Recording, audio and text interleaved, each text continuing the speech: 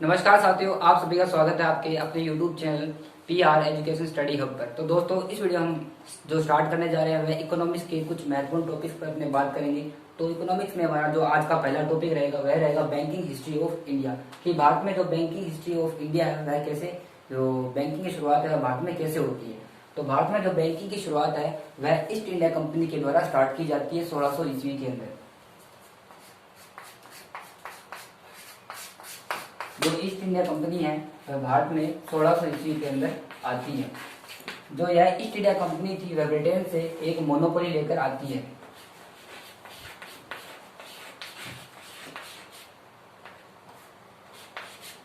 इस मोनोपोली का जो अर्थ होता है वह हिंदी में वह होता है एकाधिकार। यानी कि एकाधिकार ऐसा था कि ईस्ट इंडिया कंपनी सिर्फ भारत में आएगी और यह यहाँ से व्यापार करके जो भी यहाँ से जो धन इकट्ठा होगा वह ब्रिटेन में, जो ब्रिटेन की सरकार है उसको सौंप देगी। कोई अन्य कंपनियां भारत में आकर अपना व्यापार शुरू नहीं कर सकती। तो भारत का जो पहला बैंक था वह 1770 ईस्वी में खोला गया था। 1770 ईस्वी में भारत का जो पहला बैंक था वह था bank of Hindustan.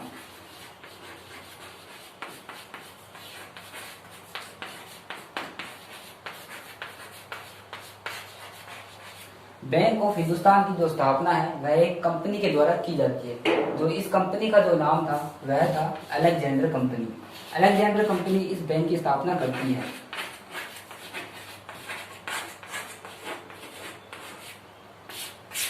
Alexander company के द्वारा यह बैंक की स्थापना होती है। कुछ समय बाद यह बैंक दिवालिया घोषित हो जाता है और यह बैंक बंद हो जाता है।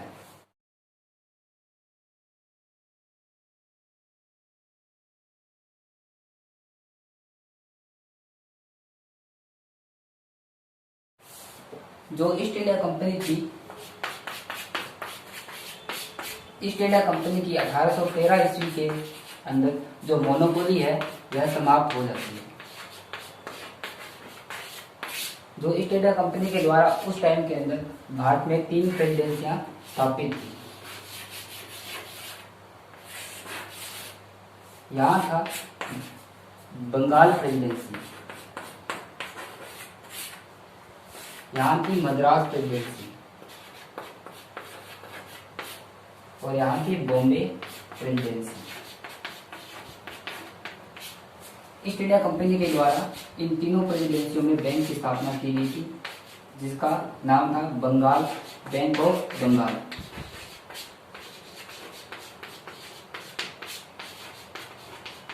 बैंक ऑफ बंगाल है, इसकी स्थापना होती है 1806 ईस्वी के अंदर। बैंक ऑफ जो बॉम्बे की स्थापना होती है वह होती है 1840 के अंदर।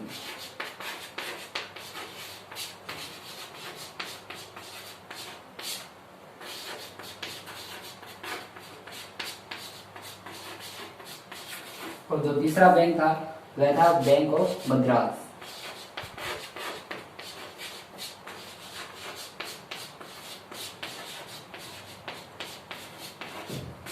इस द्वारा जो ईस्ट इंडिया कंपनी है उसके द्वारा 3 बैंक की स्थापना होती है भारत के अंदर। जो यहाँ था बैंक ऑफ बंगाल, यहाँ था बैंक ऑफ बॉम्बे और यहाँ था बैंक ऑफ मद्रास।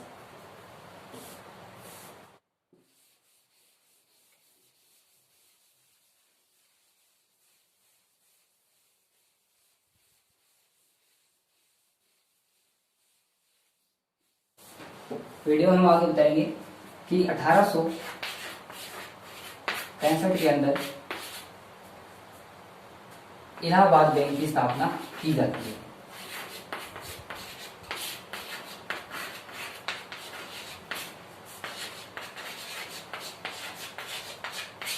इस बैंक की यह खासियत थी कि यह बैंक भारत का पहला नॉन प्रेसिडेंसी बैंक था।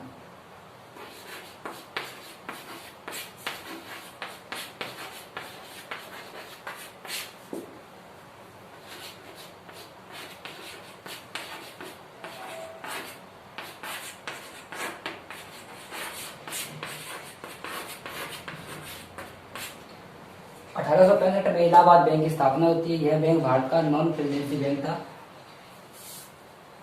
और इसी के समय 1885 के अंदर अवध बैंक की स्थापना होती है।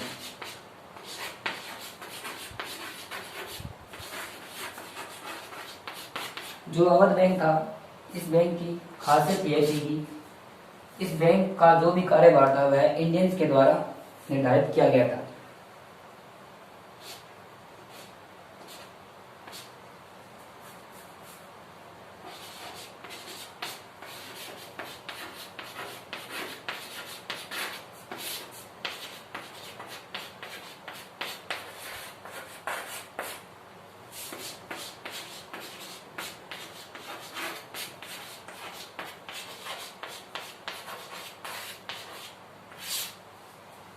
अवध बैंक के अंदर कोई अन्य कंपनियां यानी कि जो यूरोप की जो कंपनियां थी वह अपना मतलब इसके अंदर अपना हस्तक्षेप नहीं कर सकती है। पूरा जो बैंक था वह भारतीयों के द्वारा संचालित था।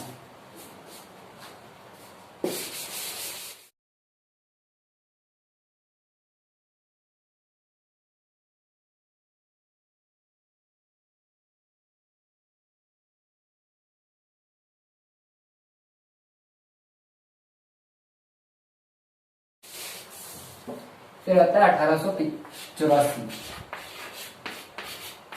1884 में भारत का पहले बैंक की स्थापना की गई थी, जिस बैंक का नाम था पीएनबी यानी कि पंजाब नेशनल बैंक।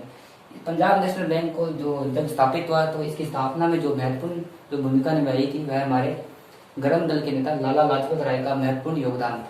1894 में पीएनबी यानी कि पंजाब नेशनल बैंक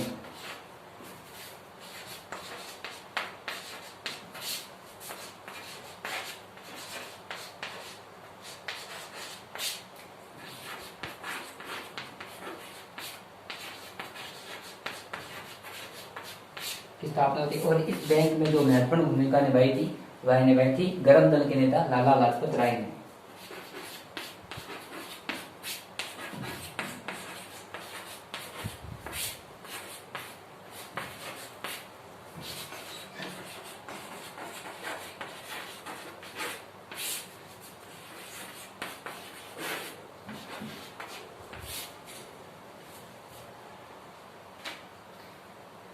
आगे हम बात करेंगे जो 1914 के अंदर जब पहले विश्व युद्ध की शुरुआत होती है तो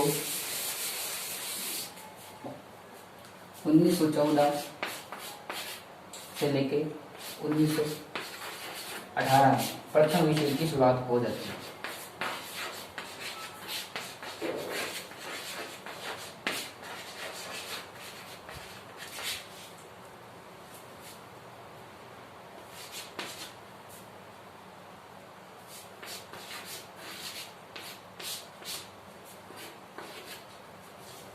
उन्नीस 1921 के अंदर जो हमारी जो 3 प्रेसिडेंसी थी, bank of Bengal, bank of Bombay और बैंक ऑफ मद्रास, तो इन तीनों प्रेसिडेंसियों को 1921 के अंदर ज्वाइंट कर दिया जाता है, यानी ज्वाइंट कर देने की मिला दिया जाता है।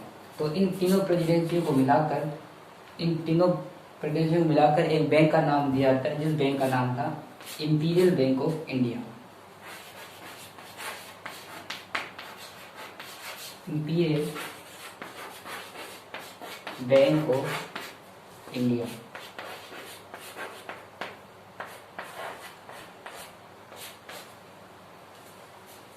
आगे हम बात करेंगे 1929 से लेकर 1934 का जो काल था, इस काल में कीसा की एक महामंदी आई थी जिसका नाम था the great depression of 30s, यानी कि ये मंदी थी महामंदी यह यूएसए के अंदर आई थी 1929 के अंदर। इस मंदी का नाम था द ग्रेट डिप्रेशन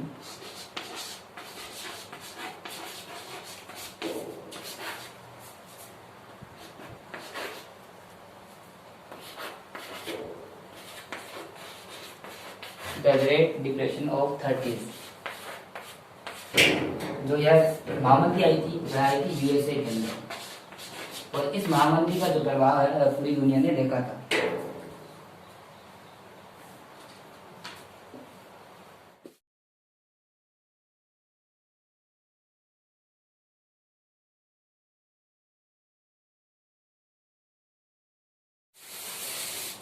उन्नीस की महामंदी के दौरान भारत में बैंकों को रेगुलेट करने के लिए एक एक्ट लाया गया था। इस एक्ट का नाम था 1934 आरबीआई एक्ट।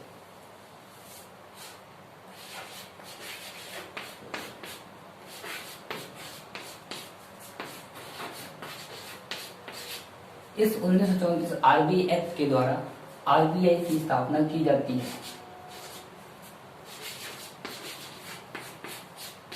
आरबीआई की जो स्थापना है वह 1 अप्रैल 1935 को होती है।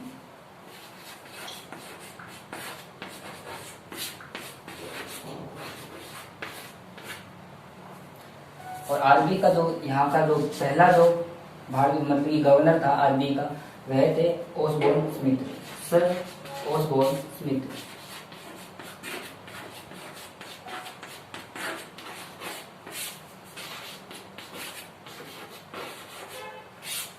और आरबीआई का जो मुख्यालय खोला गया था, जो आरबीआई का जो मुख्यालय है मुंबई में खोला गया था।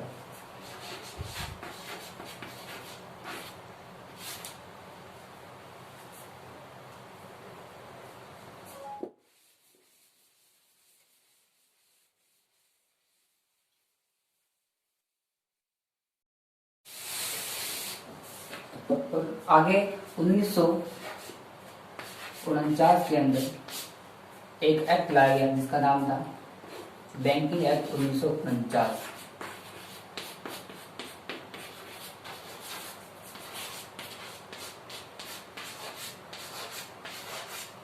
इस बैंकिंग एक्ट 1949 के तहत आरबीआई का जो राष्ट्रीयकरण कर दिया गया था।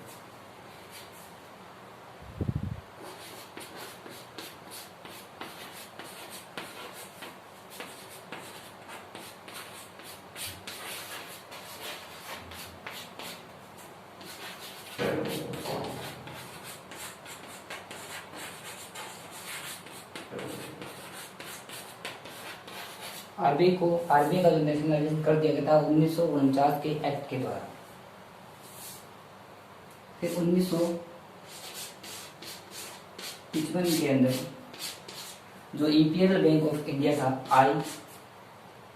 इंपीरियल बैंक ऑफ इंडिया, इस इंपीरियल बैंक ऑफ इंडिया को इंडिया का जो नेशनलाइजेशन कर दिया गया था 1955 के द्वारा, और इसका नाम कर दिया गया था एसबीआई बैंक।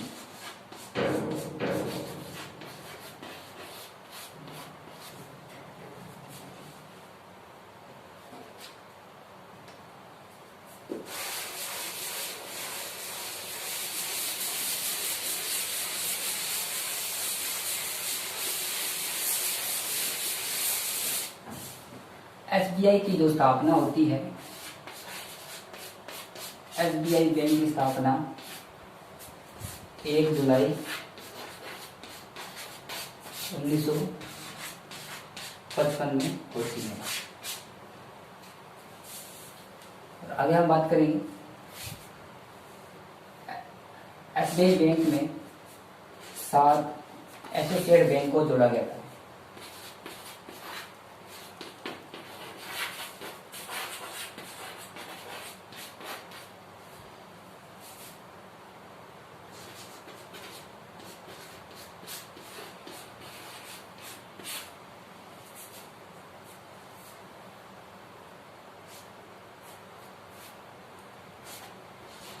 फिर आता है 1969 का काल। तो 1969 में जो भारतीय जो प्रधानमंत्री थे वह थे इंदिरा गांधी।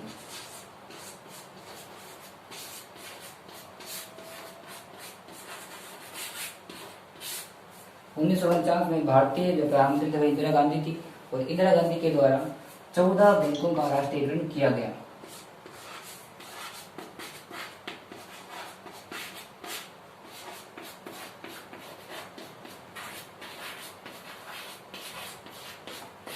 जो इन 14 बैंकों का जो राष्ट्रीयकरण किया गया था वह आधार था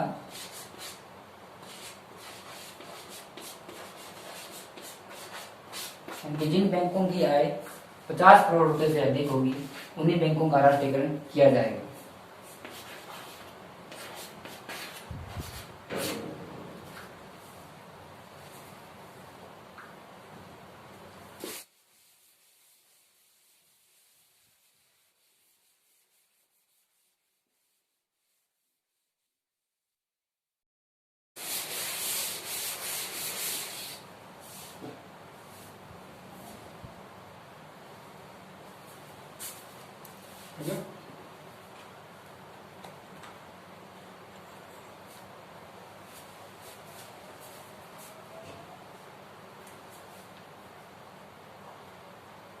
फिर 1980 के अंदर 6 बैंकों का राष्ट्रीयकरण किया गया।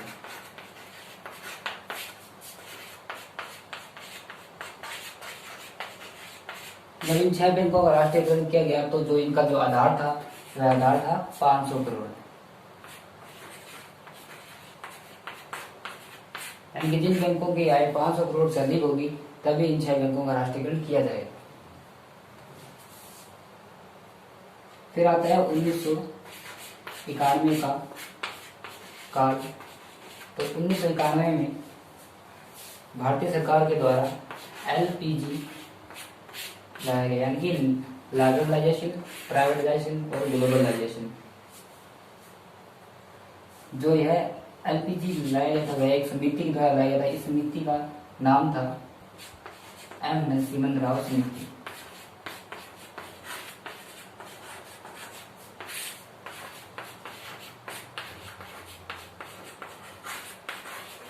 और उस टाइम हमारे जो प्रधानमंत्री थे, यानी कि प्रधानमंत्री पीएम, वह थे नरसिम्हा राव।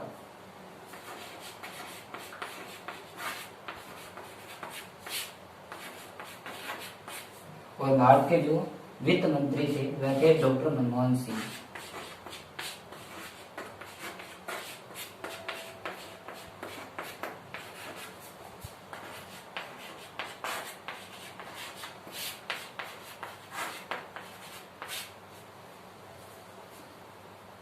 तो 1991 में एलपीजी फॉर्म्स लाए गए और 1991 में जो यह लाया गया था एलपीजी वह समिति के द्वारा लाया गया था, जिस समिति का नाम था 1991 एम नरसिम्हा राव समिति। और उस टाइम भारत के जो प्रधानमंत्री थे वह थे नरसिम्हा राव रेड्डी।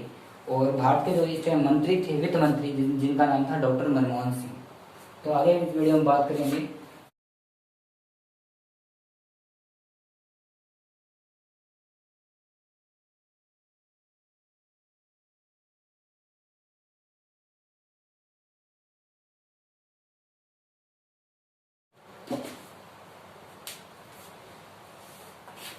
1997 में सेकंड नरसिम्हा राव समिति लाई जाती है।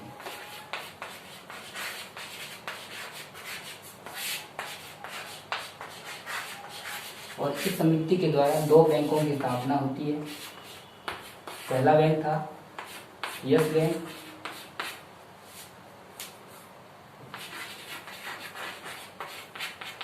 और जो दूसरा बैंक था वह था कोटक महिंद्रा बैंक।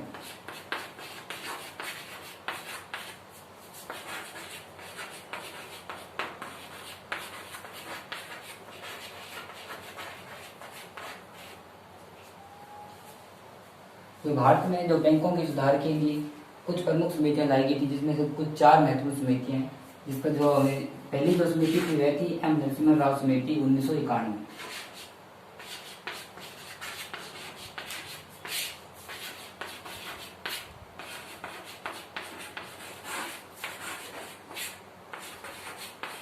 और जो दूसरी हमारी समिति थी वह थी सेकंड नरसिम्हा राव समिति 1997।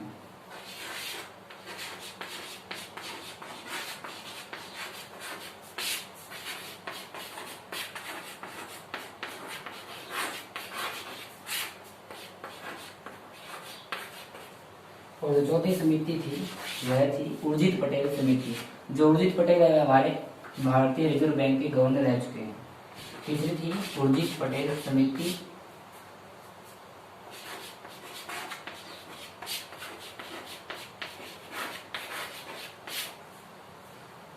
2002।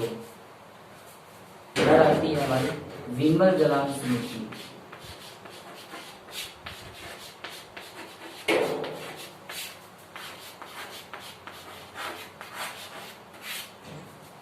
और चौथी आती है नचिकेत बोर्ड समिति।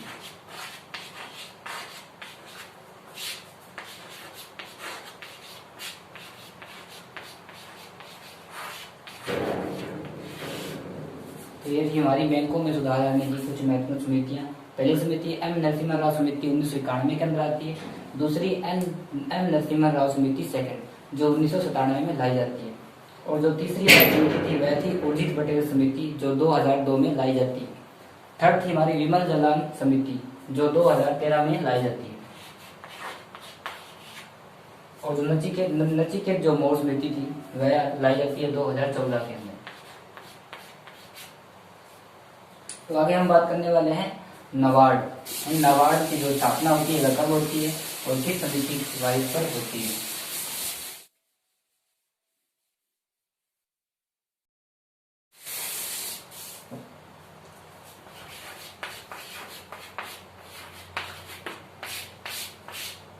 जो नाबार्ड की जो स्थापना होती है वह होती है 12 जुलाई 1982 के अंदर।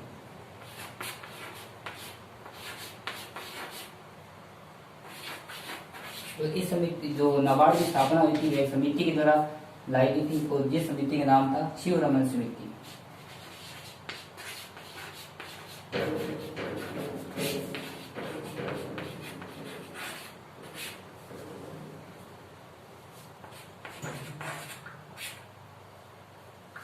तो नाबार्ड का जो पूरा नाम है वह है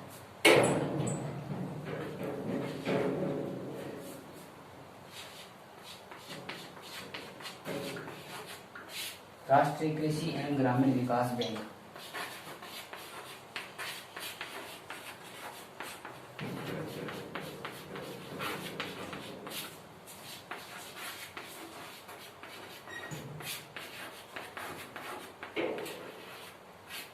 तो जो नाबार्ड की स्थापना होती है वह होती है 12 जुलाई 1982 के अंदर। और नाबार्ड की जो स्थापना है एक समिति के द्वारा की जाती है। जो इस समिति का जो नाम था वह था शिव रमन समिति।